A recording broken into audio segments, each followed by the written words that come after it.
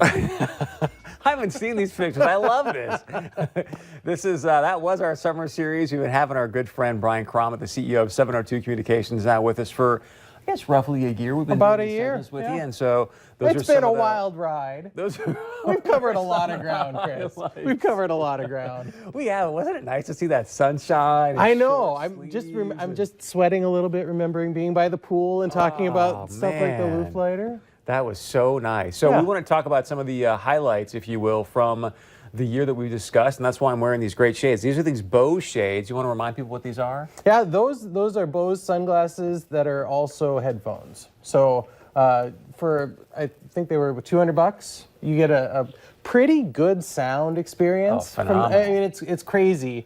You know, you're standing here, or I'm standing here. If music's playing, I can barely hear it, but the wearer really gets kind of an immersive sound experience. So those are pretty cool. It's kind of funky at first because you're like, wait, these are shades, and it's just so. What else? And we had a lot of fun. What did we call this again, Shannon? Housekeeping. Yeah, but what was the name of you yours? Had a name. Ralph. Ralph. Yes. Yeah. So we talked robot Ralph. vacuums, right? And we talked robot vacuums in an episode, and this happens to be Shannon's vacuum, and she named it Ralph. But these are super handy. They're a lot handy. This is a piece of tech that's been out for a while, but I had held off on. But now that I have one, they're so kind of changes your life. I bet they do. I definitely need one of those now. I think it was yesterday, Cordell, we were talking about this Ring doorbell. Yeah. Family put it in their young child's room. And immediately I thought of you, because he and I are always like, I don't know about this stuff. He's like, that's no, cool, Berg. but what about the privacy? Yeah, he's like, that's I got cool, every but what room about? all lined up. I'm like, dude, I don't want Big Brother. So then there it was. There it was. What's your thoughts on what happened there? You know, I've said this all along. You know, you put these smart devices in your home, and it really makes our lives easier, but it does come at a possible loss of your own privacy. And so you have to always be cautious and be conscious when you're adding these smart home devices, be it cameras or microphones or whatever, that it is possible for people to get into them, that it is possible that conversation could be recorded, or that video could be taken. So just, again, be really conscious of that when you're going into it. I don't think you need to be afraid of it. You know, I still do have these devices in my home, but I have them maybe not in every room of my home.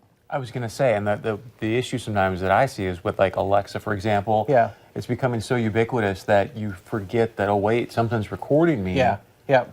You know, and somebody just came to me and asked, actually, if they should get the Echo Dot for kids so they could have one in their kids' room. And I said, no. Good for you. You know, not from my point of view. Yeah.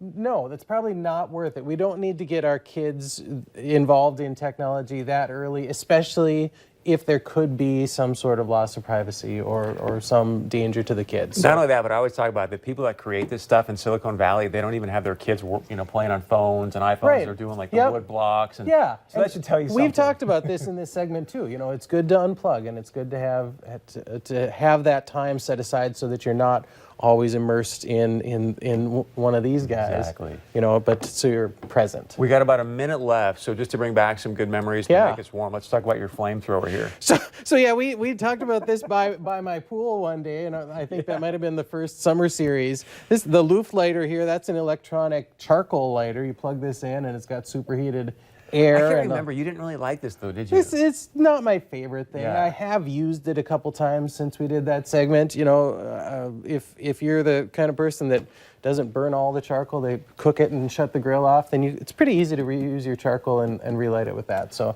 there's a use for that. Thank you for doing these. It's been great to have you here. I got about 20 seconds left. Anything else you want to wrap us up with? You know, I want to say that we had a lot of good times, and everything that you and I talked about is up on the website. Right. It is up on our YouTube page, so go to YouTube, search for 702 Communications. You can see all the different stuff that Chris and I talked about. Some of it fun, some of it serious, but I think all of it was pretty interesting. And these shades, you got to get these shades. And those shades. There's still time. There's still time for Christmas. So. Yeah. Thank you so much for being here. Oh, that's right. And then we did this too. The Pokemon Go. Thing, yeah, we were at Island Park and we did some Pokemon Go. And you protected me from that mean dragon. Yeah. Thank you, Brian. All right, stick around. We'll be wrapping things up right after this.